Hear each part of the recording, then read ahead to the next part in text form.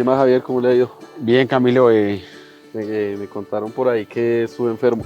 sí, me tomé un agua que había por ahí en un frasco verde y yo creo que esa fue la que me enfermó. Pues nosotros desde la Secretaría de Salud le informamos a los usuarios que la calidad del agua a veces no es potable y tampoco está apta para preparar alimentos. ¿Y cómo se sabe? En Colombia existe un indicador el cual mide la calidad del agua. Se llama IRCA. ¿El Inca? No, Javier, es el IRCA, que es el índice de riesgo de la calidad de agua para consumo humano, el cual permite identificar el riesgo de ocurrencia de enfermedades cuando no se cumple con los valores permitidos de las características presentes en el agua. Con este IRCA se puede determinar si el agua es apta para el consumo o si tiene algún nivel de riesgo para la salud. ¿Y cuáles son esas características? Hay tres tipos de características del agua: físicas, químicas y microbiológicas. Las físicas son las que se pueden percibir con los sentidos, como color, olor, sabor y turbiedad en el agua. Las químicas, las que requieren un análisis más detallado en un laboratorio, como metales, minerales y otras sustancias. Las microbiológicas son los bichos, entre comillas, como las bacterias y los virus que nos causan enfermedades. Para resumirle, le puedo decir que las características básicas de la calidad del agua son 6: turbiedad, color aparente, pH, cloro residual libre o residual del desinfectante usado, coliformes totales y E. coli. Sí, me queda claro. Entonces, ¿qué debo hacer para conocer el Inca? Javier, lo que pasa es lo siguiente, es que el acueducto que hace llegar el agua a su casa debe tomar una muestra para enviarla a un laboratorio y así analizarla. Si ellos cuentan con los equipos necesarios, la pueden analizar in situ. Además, la Secretaría de Salud también debe hacerlo. Dependiendo de las características que se analicen, comparan los resultados con los valores permitidos en la Resolución 2115 de 2007 de los Ministerios de Vivienda y Salud, y así calculan el IRCA, aplicando la fórmula definida en esta misma resolución, que consiste en sumar los puntajes de riesgo de las características incumplidas y dividirlo entre la suma de los puntajes de riesgo de todas las características que se analizaron.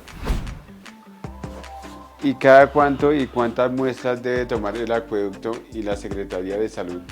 Esto depende del número de personas atendidas por el acueducto. Por ejemplo, para menos de 2.500 habitantes, el acueducto debe realizar mínimo una muestra mensual y la Secretaría de Salud una cada 2 meses, según lo que dice la resolución que le acabo de contar para zonas urbanas. Ahora, si el acueducto presta el servicio en zonas rurales, se debe aplicar la resolución 622 del 2020 para saber cuántas y cada cuánto se debe tomar las muestras. ¿Y esas muestras a dónde las toman? Porque a mi casa nunca han venido. Le cuento, Javier, entonces el acueducto y la Secretaría de Salud deben definir unos puntos de muestreo y allí es donde se deben tomar las muestras, según lo indica la resolución 811 del 2008. Esta resolución nos indica cuántos puntos de muestreo deben haber y dónde deben localizarse. ¿Y con esos resultados se conocen los niveles de riesgos para la salud? Exactamente, Javier. El agua puede estar en alguno de los 5 niveles de riesgo, que son el ideal, que es agua sin ningún riesgo para nosotros, es decir, agua potable. De ahí en adelante, los niveles de riesgo son bajo, medio, alto e inviable sanitariamente, siendo este último el más perjudicial para nuestra salud. O sea que el agua que me tomé pudo ser inviable sanitariamente. Sí, es lo más probable, seguramente porque pudo estar contaminada con materia fecal, lo cual genera sus dolores de estómago y diarrea. ¡Qué asco! ¿Y el acueducto qué hace para solucionar esto? Para solucionar el problema de la contaminación con materia fecal, el acueducto debe aplicar la cantidad adecuada de cloro que se requiera para matar los bichitos.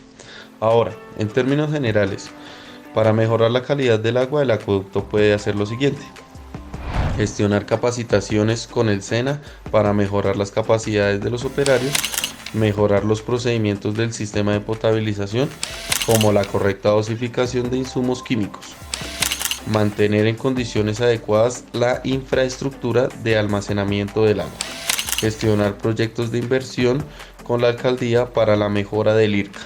Por ejemplo, adquirir equipos de laboratorio o insumos químicos de potabilización u optimizar la planta de tratamiento, entre otros.